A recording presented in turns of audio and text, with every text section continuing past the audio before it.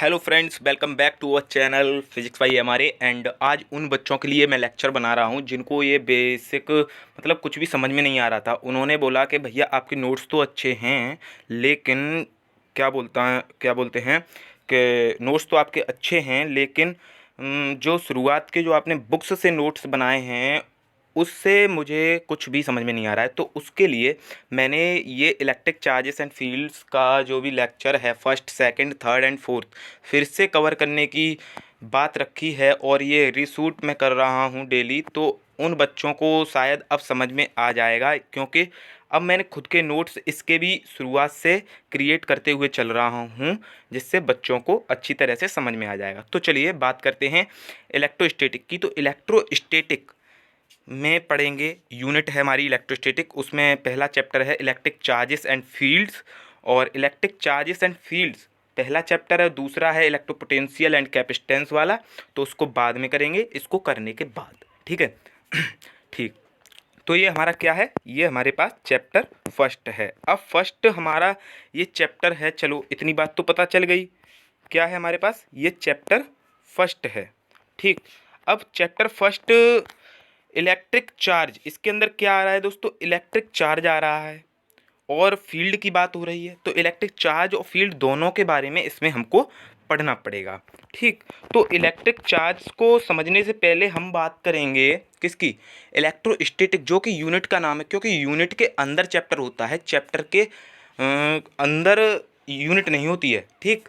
तो हम पहले बात करते हैं यूनिट के नाम से। तो यूनिट का नाम क्या बता रहा है, इलेक्ट्रोस्टैटिक क्या बता रहा है।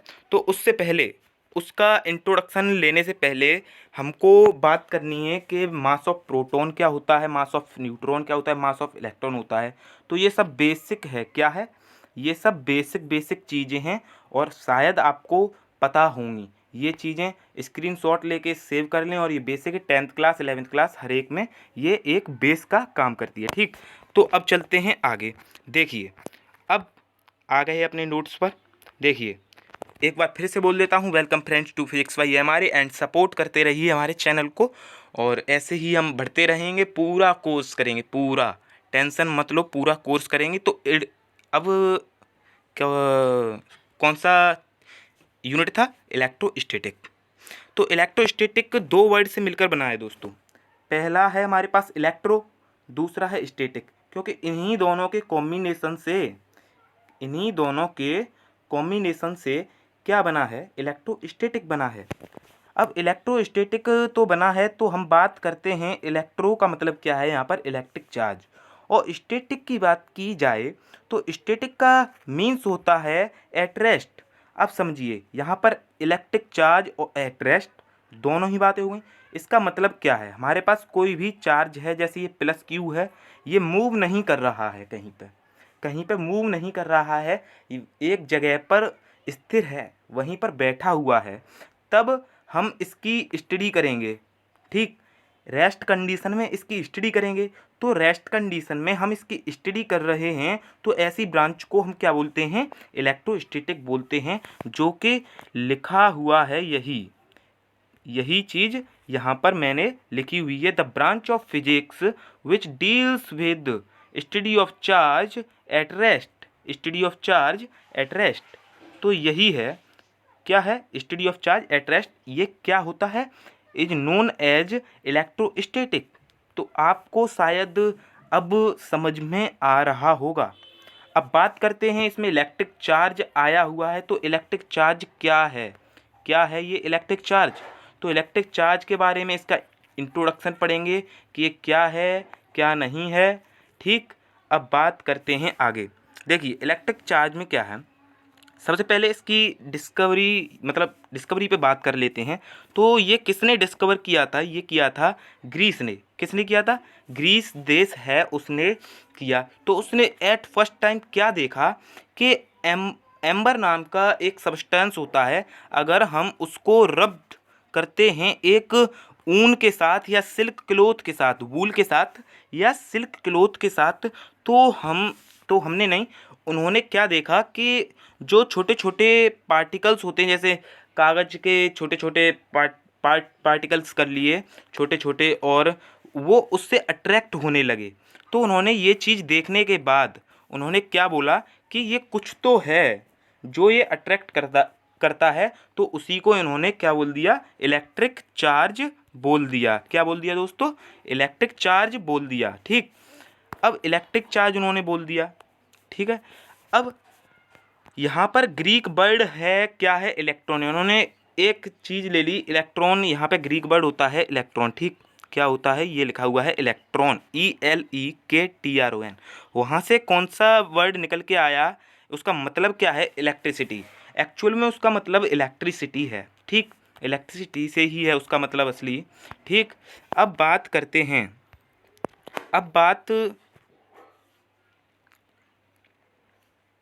अब हम बात करते हैं इसके एसआई यूनिट। एसआई यूनिट से पहले बात कर लेते हैं 2 पॉइंट जो ये ऊपर मैंने लिख रखे हैं। क्या 2 पॉइंट हैं, देखिए। पहला पॉइंट है हमारे पास कि ये एक इम्पोर्टेंट प्रॉपर्टी है किसी भी बेसिक पार्टिकल की। कोई भी पार्टिकल हुआ हमारे नेचर में, तो उसकी ये क्या है, एक इम्पोर्टेंट प्रॉपर्टी है। अब बात करते हैं कि न्यूट्रल पार्टिकल किसको बोला जाता है। अगर कोई भी बॉडी है हमारे पास, ठीक है, उसके पास कोई भी चार्ज नहीं, नहीं पॉजिटिव है नहीं नेगेटिव है, कोई भी चार्ज नहीं है, तो उसको हम क्या बोलते हैं, न्यूट्रल पार्टिकल बोलते हैं। और उसका एग्जाम्पल क्या है, एक न्यूट्रॉन है। इसके अलावा भी और हैं, लेकिन न्यूट्रॉन सबसे बेसिक इसका एग्जाम्पल है। ठीक, आई होप आपको ये समझ में आया होगा आज। अब बात करते हैं आगे इसकी एसआई यूनिट की। तो एसआई यूनिट क्या है, चार्ज की, तो क्या है एसआई यूनिट, कूलम्ब है। अगर हम इसके वेट की बात करें, वेट को किस में मेजर किया जाता है, केजी, मतलब किलोग्राम में मेजर किया जाता है। ठीक, ये दो टाइप के क्या बोलते हैं, चार्ज पाए जाते हैं। पहला उसमें से कौन सा है, पॉजिटिव चार्ज है, और दूसरा कौन सा है, नेगेटिव चार्ज है। तो ये चीज़ आपको अपने माइंड में रखनी है। ठीक है, अब बात करते हैं आगे। तो अब बात की जाए मास और चार्ज। दो बात हो गई, पहली हो गई हमारे पास क्या, मास, और दूसरी क्या हो गई, हमारे पास हो गई क्या, चार्ज। अब चार्ज और मास के अंदर अंदर नहीं, इन दोनों में एक फंडामेंटल डिफरेंस है। क्या है, मास की जो वैल्यू होगी, किसकी, मास की जो वैल्यू होगी वो हमेशा कैसी पाई जाएगी, पॉजिटिव। और पॉजिटिव ही होने की वजह से ये अट्रैक्ट करता है एक दूसरे को, मतलब फोर्स ऑफ अट्रैक्शन प्रोड्यूस होता है, रिपल्सन नहीं होता है। लेकिन चार्ज की हम बात करें तो चार्ज में क्या है, ये पॉजिटिव भी होता है and as well as negative भी होता है, ऊपर जो पार्ट बताए अभी। ठीक, तो इसकी वजह से इसके पास दोनों कंडीशंस होती हैं। कौन सी, ये रिपल्सन भी करता है और अट्रैक्शन भी करता है। अब बात करो तो रिपल्सन कब करेगा, अगर हमारे पास पॉजिटिव दो चार्ज हैं या नेगेटिव चार्ज हैं, दोनों सेम नेचर के हैं, तो ये कौन सा फोर्स फील करेंगे, ये कौन सा फोर्स फील करेंगे एक दूसरे को, ये दोनों फोर्स फील करेंगे रिपल्सन। ठीक है, कौन सा फोर्स फील करेंगे, रिपल्सन का। अगर हम बात करें अट्रैक्शन कौन से शो करेंगे, ये करेंगे पॉजिटिव है और ये नेगेटिव है, या नेगेटिव है या पॉजिटिव है, बात एक ही है, लेकिन होने अपोजिट नेचर के चाहिए। तो अपोजिट नेचर के होने पर क्या दोस्तों, अपोजिट नेचर के होने पर ये एक दूसरे को क्या करेंगे, अट्रैक्ट करने लगेंगे। ठीक है, अट्रैक्शन फोर्स लगने लगता है इन दोनों के बीच में। आई होप आपको आज बहुत अच्छी तरह से समझ में आ रहा होगा। तो जल्दी से लाइक बटन दबा दीजिए हमारे स्ट्रीम का, लाइव स्ट्रीम का। ठीक है, अब बात करते हैं आगे।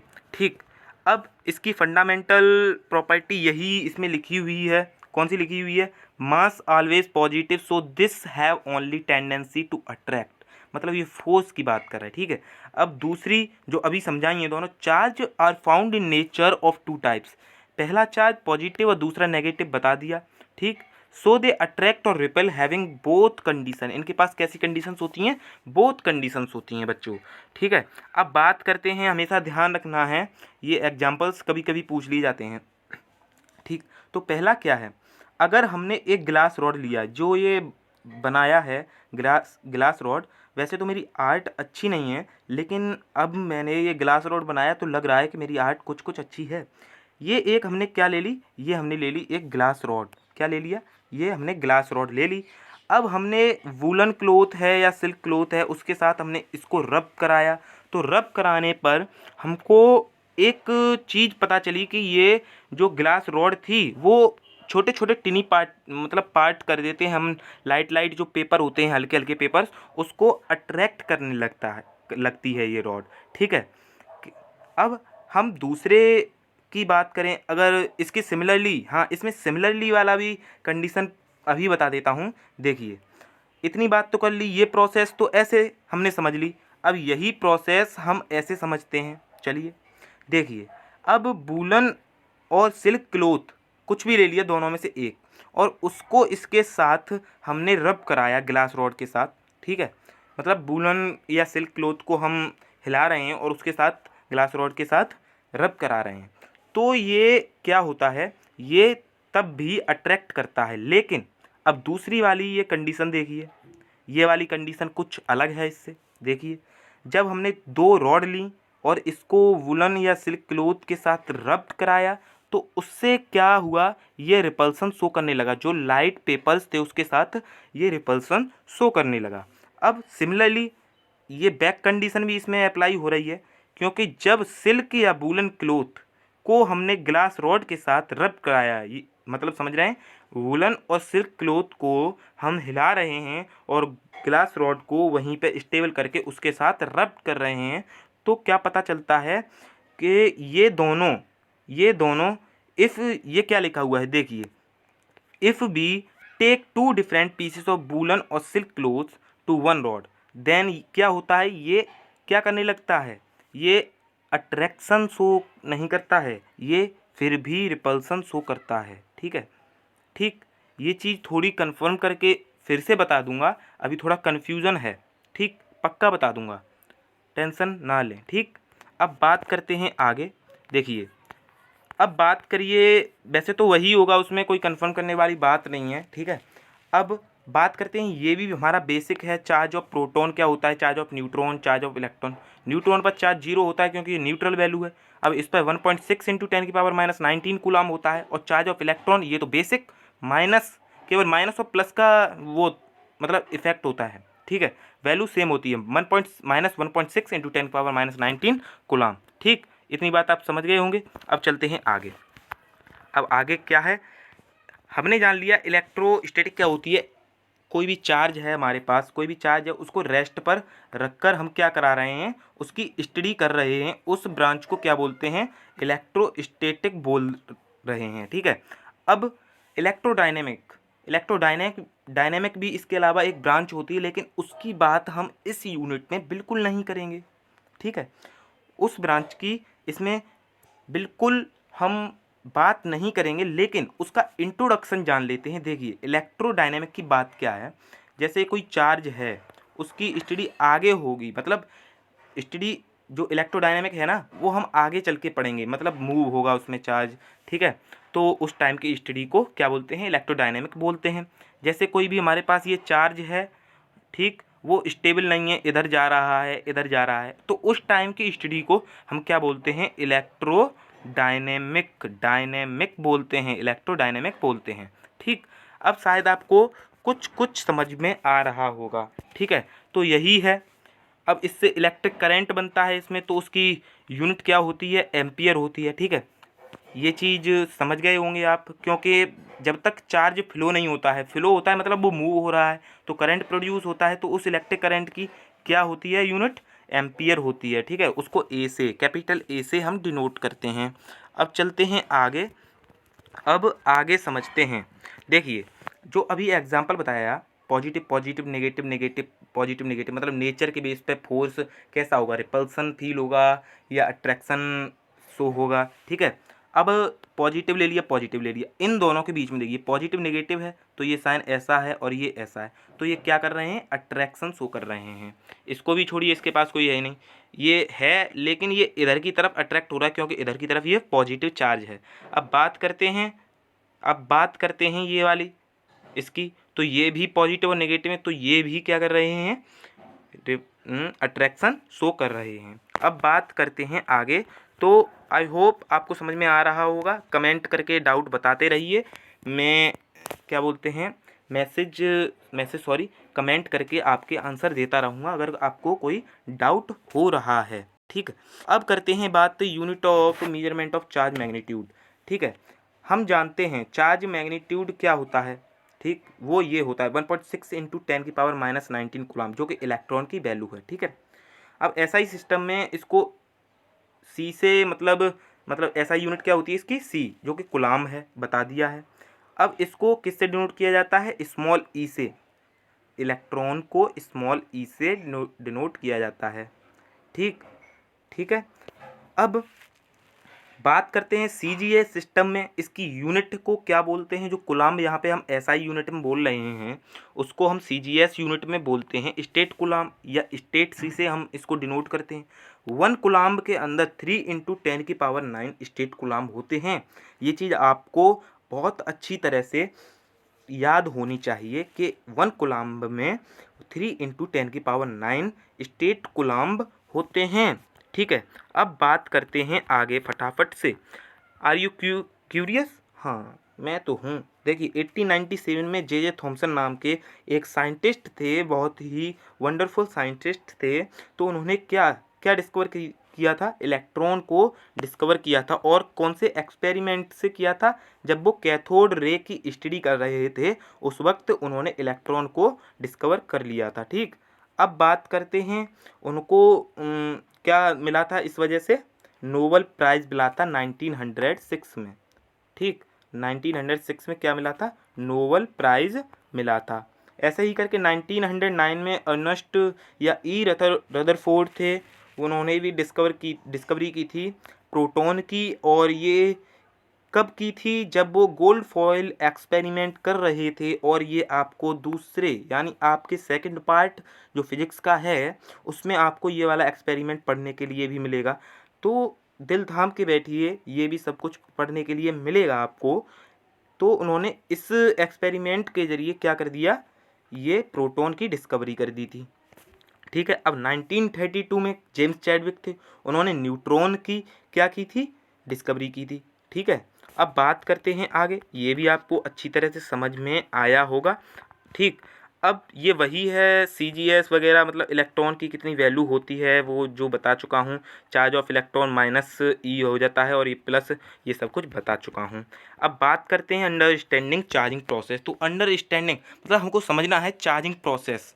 हम जान गए इलेक्ट्रिक चार्ज क्या है। ठीक, अब हमको क्या समझना है कि चार्जिंग प्रोसेस क्या है। चार्जिंग प्रोसेस कैसे होती है, क्या होती है। तो जैसे मान लो हमारे पास ये क्या है, एक एटम है। ये एटम तभी तक क्या बोलते हैं, न्यूट्रल है। न्यूट्रल मतलब समझ रहे हो, उसकी वैल्यू 0 है, न्यूट्रल है। जब तक उसके ऊपर जब तक उसके ऊपर ऊपर नहीं सॉरी जब तक उसके अंदर प्रोटॉन, नंबर ऑफ प्रोटॉन और नंबर ऑफ इलेक्ट्रॉन दोनों की जो क्वांटिटी है वो सेम है, इक्वल है, यानी कि number of protons equal to number of electrons हैं, तो ये न्यूट्रल है। क्या है, न्यूट्रल है। ठीक, अब ये कब नहीं होगा, मतलब चार्ज ये जो एटम है हमारे पास, ये चार्ज कब माना जाएगा, ये चार्ज कब माना जाएगा, इसकी बात हो रही है। ये चार्ज कब माना जाएगा, चार्ज तब माना जाएगा जब number of protons and number of electrons is not equal, दोनों इक्वल नहीं हो, तब ये क्या माना जाएगा, ये चार्ज माना जाएगा। क्योंकि अगर जब तक ये देखो क्या लिखा हुआ है, इसको चार्ज करने के लिए बेटा लो, इसको चार्ज करने के लिए या तो चार्ज देना पड़ेगा या लेना पड़ेगा, मतलब उसमें से निकालना पड़ेगा चार्ज या देना पड़ेगा। चार्ज का मतलब समझ रहे हो, इलेक्ट्रॉन या प्रोटॉन उसमें से निकालने पड़ेंगे या उसको देने पड़ेंगे, जिससे कि मतलब नंबर ऑफ इलेक्ट्रॉन्स और नंबर ऑफ प्रोटॉन दोनों इक्वल न रह सकें, तो उस पर पॉजिटिव या नेगेटिव चार्ज उसके ऊपर आने की संभावना हो जाती है। तो इसी को हम चार्जिंग प्रोसेस बोलते हैं। इसी मेथड से चार्जिंग की जाती है। ठीक, तो ये चीज़ आपको समझ में आ गई होगी। ठीक है, एक बार फिर से समझा देता हूँ। नंबर ऑफ, रुकिए मार्कर सही नहीं चल रहा है। जैसे नंबर ऑफ इलेक्ट्रॉन्स रुकिए, नंबर ऑफ इलेक्ट्रॉन्स और नंबर ऑफ प्रोटॉन्स अगर दोनों नॉट इक्वल हैं तो चार्जिंग होगी, अदरवाइज नहीं होगी। चलिए अब आगे बढ़ते हैं फटाफट से। आई होप आपको समझ में आ रहा होगा बड़ी अच्छी से। ठीक है, अब बात करते हैं फ्रिक्शनल इलेक्ट्रिसिटी की। ठीक, अब फ्रिक्शनल इलेक्ट्रिसिटी को समझने से बढ़िया ये दो रॉड देखिए, आपको ये दो रॉड दिख रही होंगी, बड़ी ही सुंदर बनाई हैं और इसके बीच में ये कोई डिजाइन नहीं है, मतलब इसका क्या शो कर रहा है, रबिंग शो कर रहा है कि इसके अंदर इन दोनों के बीच में रबिंग प्रोसेस चल रही है, मतलब इनके बीच में रबिंग हो रही है, एक दूसरे से घर्षण हो रहा है। तो घर्षण होने की वजह से क्या होगा, चलो आगे बताते हैं। जो ये मैंने पूरा का पूरा डायग्राम सेट किया है। अब देखिए, फ्रिक्शनल इलेक्ट्रिसिटी एक बेसिक मेथड है, जो ये लिख रखा है मैंने। कैसा मेथड है?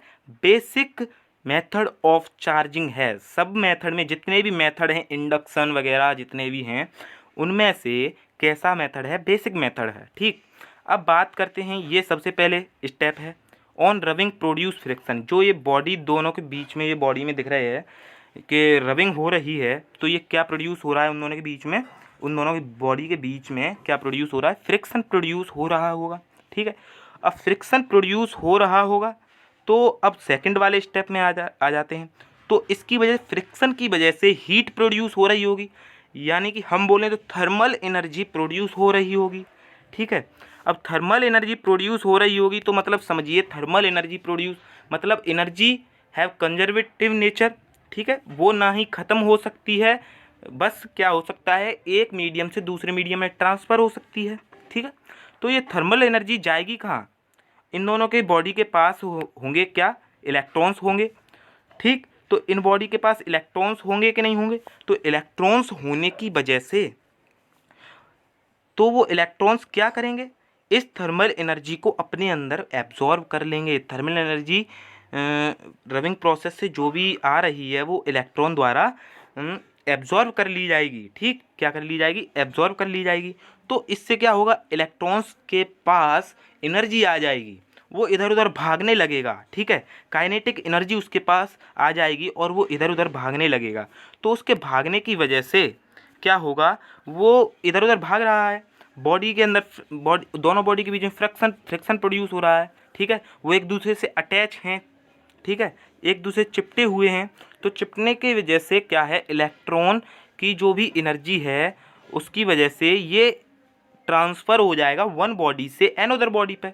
ठीक है, अब वन बॉडी से दूसरी बॉडी पर पहुंचने के बाद क्या होगा? देखिए, जिस बॉडी से गया, जैसे ये वाली बॉडी थी, इससे गया और इस पर पहुंच गया, इस वाली पहुंच गया, तो इस पे इलेक्ट्रॉन ज़्यादा हो गया, इस पे कम हो गया।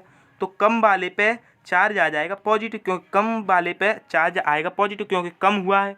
और इस पे बढ़ोतरी हुई है, क्योंकि यहाँ पर चार्ज, वो इलेक्ट्रॉन आके इसकी संख्या बढ़ा दिया है। यही चार्जिंग प्रोसेस में ऊपर सीखा था हम लोगों ने। ठीक है, तो ये यहाँ पर इलेक्ट्रॉन आ गया। ठीक, यहाँ पर इलेक्ट्रॉन आ गया, तो यहाँ पे कैसा चार्ज आ गया? नेगेटिव चार्ज आ गया। तो यही चीज़ है, इस वजह से क्या हुआ? दोनों बॉडीज़ चार्ज हो गई। क्या हो गई? दोनों बॉडीज़ चार्ज हो गई। तो बस यही था हमारा फ्रिक्शनल इलेक्ट्रिसिटी। तो फ्रिक्शनल इलेक्ट्रिसिटी के कुछ एग्जांपल्स हैं, बहुत ही अच्छे हैं। देखिए, पॉजिटिवली चार्ज इंक्लूड, मतलब समझिए, अगर बॉडी पॉजिटिवली चार्ज हो सकती है, वो कौन सी हैं? वूल हुई, नायलॉन हुई, कैटफर मतलब बिल्ली की खाल होती है, उससे बना हुआ होता है, कैटफर बोलते हैं उसको। ठीक है, वही बिल्ली की खाल। अब इसके एग्जांपल तो ये हैं एटसेट्रा। ठीक, अब बात करते हैं नेगेटिवली चार्ज की। तो नेगेटिवली मतलब नेगेटिव साइन जिस पे आ जाता है वो कौन से हैं? सिल्क हुआ, एम्बर हुआ, पॉलिएस्टर हुआ, एंड सो ऑन एटसेट्रा। ठीक, आपको बहुत अच्छी तरह से समझ में आ रहा होगा, आई होप।